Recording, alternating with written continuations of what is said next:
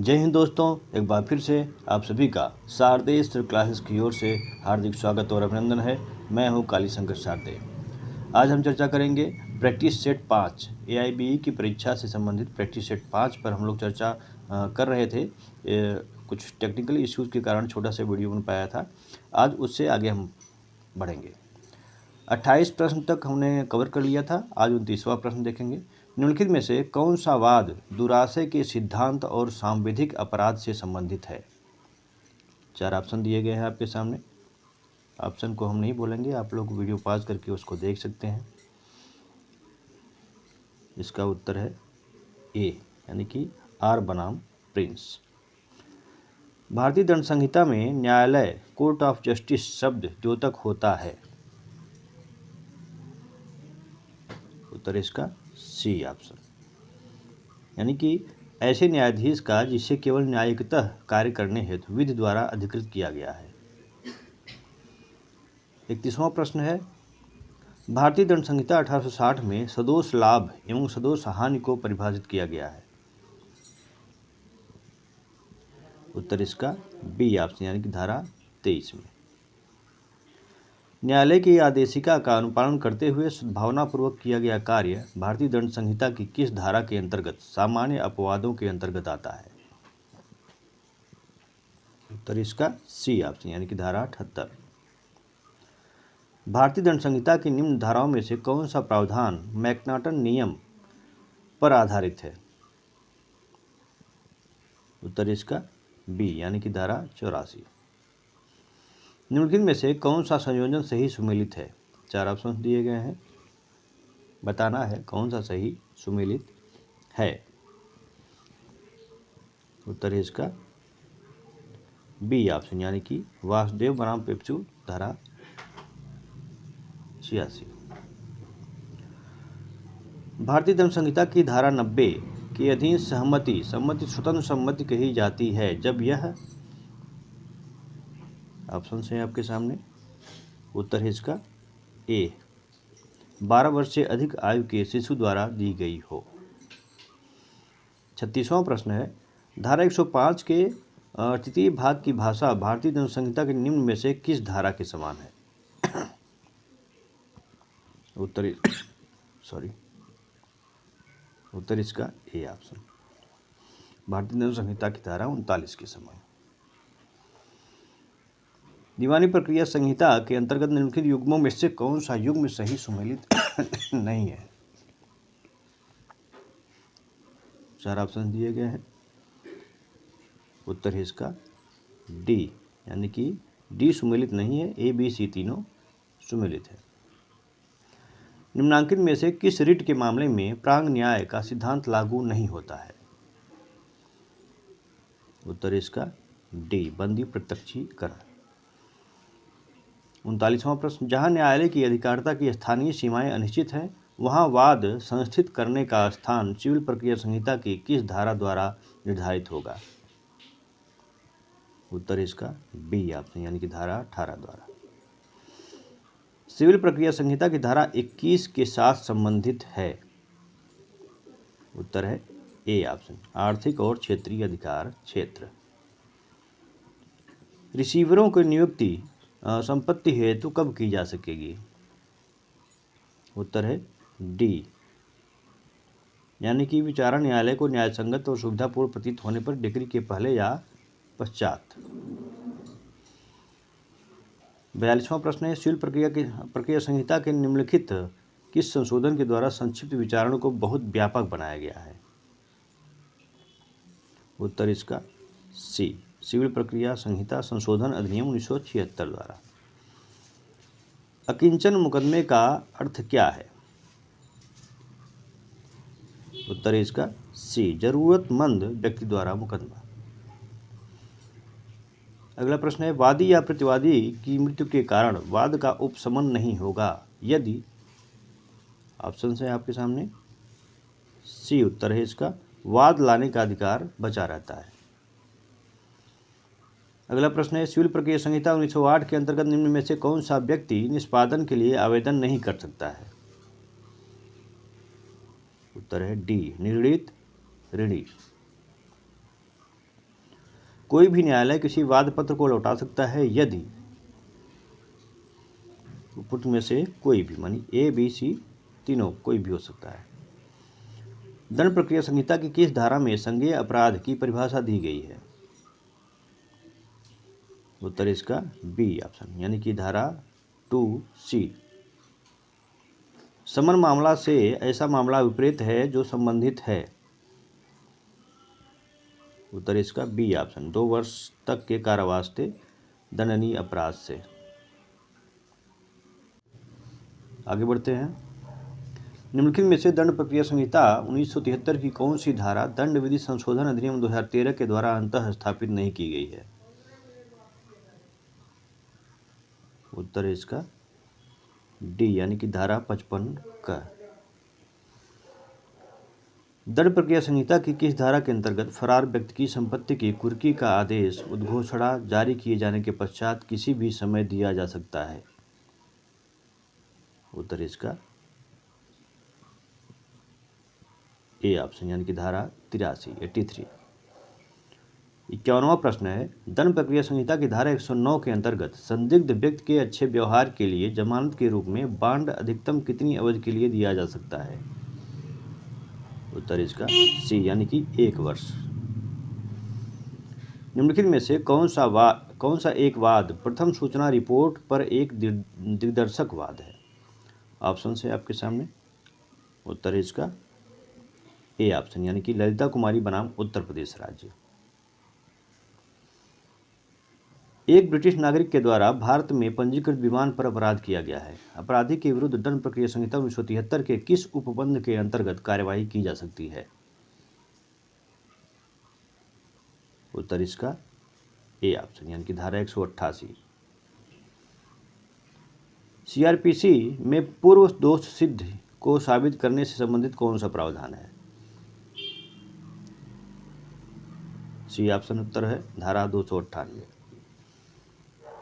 हिंदू विवाह अधिनियम की किस धारा के तहत किसी विवाह को शून्य घोषित किया जा सकता है? उत्तर इसका धारा 11।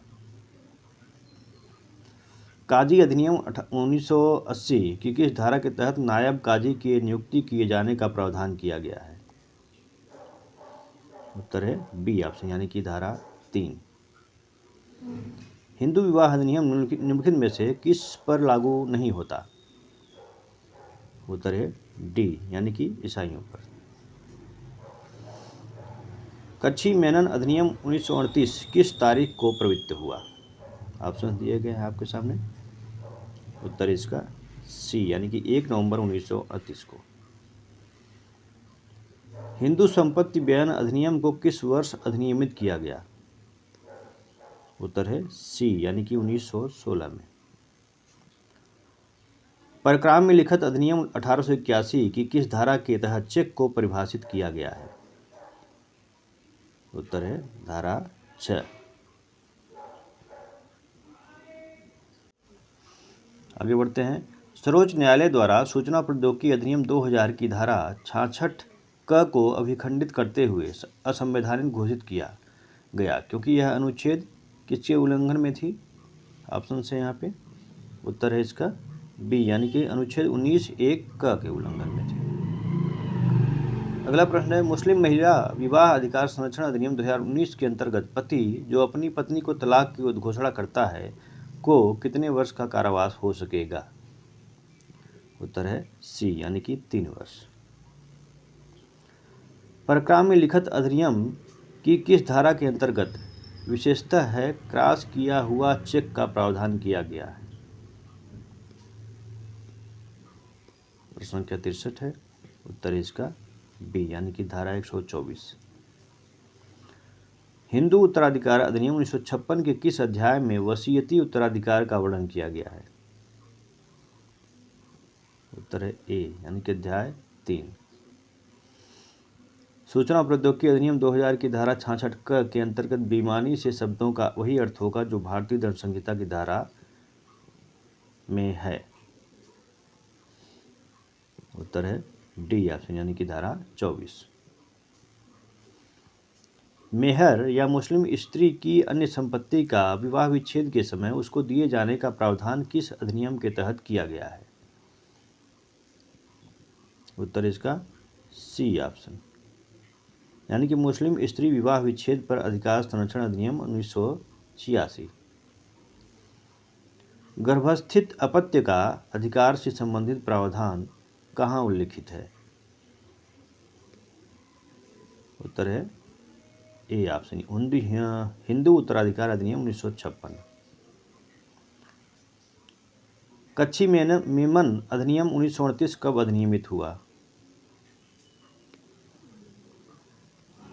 उत्तर इसका बी, यानी कि 8 अप्रैल 1938।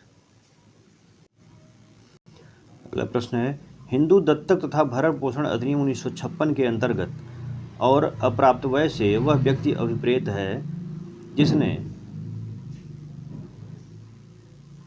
सी उत्तर है इसका, 18 वर्ष की आयु पूरी न की हो। भारतीय संविदा अधिनियम की कौन सी धारा न्यागमन प्रतिफल को परिभाषित करती है? उत्तर है डी ऑप्शन, यानी कि धारा 2 घ। निम्नलिखित में से कौन सा एक ऐसा करार जो विधि द्वारा प्रवर्तनीय नहीं है का सही अर्थ है? उत्तर है डी, यानी कि शून्य करार। निम्न में से कौन सा वाद वचनात्मक विबंध से संबंधित है? बी ऑप्शन सही उत्तर है, केदारनाथ बनाम गौरी मोहम्मद। अगला प्रश्न, भारतीय संविदा अधिनियम 1872 की किस धारा में यह प्रावधान है कि तथ्य के संबंध में एक पक्षीय भूल करार को शून्य नहीं बनाती? उत्तर है डी ऑप्शन, धारा 22। मोटरयान अधिनियम के अनुसार बस से ऐसा मोटरयान अभिप्रेत है जो कितने से अधिक यात्रियों का, जिसके अंतर्गत ड्राइवर नहीं है, वाहन करने के लिए निर्मित या अनुकूलित है? उत्तर इसका ए ऑप्शन, यानी कि 6। मोटरयान अधिनियम के अंतर्गत ई गाड़ी और ई रिक्शा शब्द को कब अंततः स्थापित किया गया? 2015 में, बी ऑप्शन। मुसलमान वक्फ अधिनियम को किस तिथि को अधिनियमित किया गया? बी ऑप्शन उत्तर है इसका 5 अगस्त 1923 को। जनहित याचिका का प्रावधान संविधान के किस अनुच्छेद में किया गया है? उत्तर इसका डी ऑप्शन, यानी उपरोक्त किसी में भी नहीं। हिंदू दत्तक तथा भरण पोषण अधिनियम 1956 की किस धारा के तहत कुछ दशकों में दत्तक माता का अवधारण का प्रावधान किया गया है? उत्तर है सी ऑप्शन, धारा 14। उपभोक्ता संरक्षण अधिनियम 2019 की किस धारा के तहत जिला उपभोक्ता संरक्षण परिषद की स्थापना का प्रावधान है? सी उत्तर है इसका, धारा 8। नैसर्गिक संरक्षण से विपरीत है, क्या है? उत्तर है ए, धारा 4 में वर्णित संरक्षकों में कोई भी। उपभोक्ता संरक्षण अधिनियम 2019 की किस धारा को अधिनियमित किया गया है? बी उत्तर है इसका 9 अगस्त 2019। हिंदू विवाहों का रजिस्ट्रीकरण का प्रावधान किस धारा के तहत किया गया है? उत्तर है सी, यानी कि धारा 8। जिला न्यायाधीश शब्द संविधान के किस अनुच्छेद में आया है? उत्तर है डी ऑप्शन, यानी कि अनुच्छेद 233। राज्यों में विधान परिषद के सृजन हेतु संविधान के किस अनुच्छेद में वर्णित प्रक्रिया को अपनाया जाता है? उत्तर है डी ऑप्शन, यानी कि अनुच्छेद 169। संपत्ति अंतरण अधिनियम 1882 के अंतर्गत निम्न में से कौन सुमेलित नहीं है? 4 ऑप्शन हैं।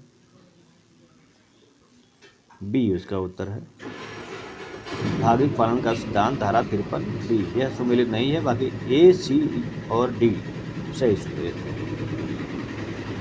अगला प्रश्न है, क्रम बंधन का सिद्धांत संपत्ति अंतरण अधिनियम के निम्नांकित में से किन धाराओं में दिया गया है? 4 ऑप्शन आपके सामने हैं। उत्तर है इसका ए, यानी कि धाराएं 56 और 86। अनुश्रुत साक्ष्य साक्ष्य नहीं है, निम्नलिखित में से कौन साक्ष्य के उपरोक्त नियम का एक अपवाद है? धारा 32। भारतीय साक्ष्य अधिनियम की धारा 41 में वर्णित उपधारणा है विधि की अखंडनीय उपधारणा। सामान्य आशय और समान आशय में स्पष्ट अंतर निम्न मामले में किया गया था। उत्तर इसका महबूब शाह बनाम एम्परर। प्रशासनिक न्यायाधिकरण अधिनियम 1985 में किस वर्ष संशोधन किया गया? उत्तर इसका ए, 1987। पर्यावरण संरक्षण अधिनियम 1986 के तहत किस धारा में पर्यावरणीय प्रयोगशालाओं की स्थापना से संबंधित प्रावधान किए गए हैं? उत्तर है बी, धारा 12। बौद्धिक संपदा के अधिकार से संबंधित है? उत्तर डी, यानी कि सभी, ए बी सी तीनों। कॉपीराइट एक्ट 1957 में निम्न में से किस वर्ष में संशोधन नहीं किया गया? उत्तर है डी, यानी कि 2003। इसके अलावा 1983, 1992, 1999 में इसमें संशोधन किया गया है। भारतीय दंड संहिता 1860 के निम्न प्रावधानों में से किसमें कहा गया है कि कोई बात अपराध नहीं है जो न्यायाधीश द्वारा न्यायिकतः कार्य करते हुए किया गया है? उत्तर है सी, यानी कि धारा 77। निम्नलिखित में से किस वाद में उच्चतम न्यायालय ने दीवानी प्रक्रिया संहिता की धारा 51 को मान्य घोषित किया है? उत्तर है डी ऑप्शन, यानी कि जॉली जॉर्ज वर्गीज बनाम बैंक ऑफ कोची। सिविल प्रक्रिया संहिता के अंतर्गत सरकार के विरुद्ध वाद प्रस्तुत करने के पूर्व सूचना देने के प्रावधान का उल्लेख किस धारा में किया गया है? उत्तर है इसका सी ऑप्शन, यानी कि धारा 80 में। दंड प्रक्रिया संहिता की धारा 206 में विशेष समन किसके द्वारा जारी किया जा सकता है? उत्तर है ए ऑप्शन, यानी कि मजिस्ट्रेट द्वारा।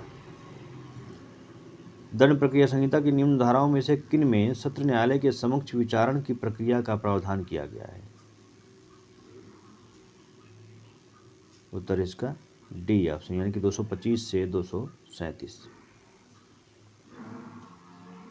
अगला प्रश्न, संविदा अधिनियम की किस धारा में कहा गया है कि विधिक कार्रवाई में अवरोध पैदा करने वाले करार शून्य होते हैं? उत्तर है इसका सी ऑप्शन, धारा 28। भारतीय कानूनी प्रणाली ने वैकल्पिक विवाद समाधान की एक नई तकनीक विकसित की है जिसे लोक अदालत कहा जाता है। इसकी संवैधानिक मान्यता की नींव के लिए कौन सा अधिनियम जिम्मेदार है? उत्तर इसका बी ऑप्शन, यानी कि कानूनी सेवा प्राधिकरण अधिनियम 1987। ये थे 100 प्रश्न प्रैक्टिस सेट 5 के। ठीक है, आगामी 10 दिसंबर को होने वाली AIB की जो परीक्षा है उसके लिए आप सभी लोगों को ढेर सारी शुभकामनाएं।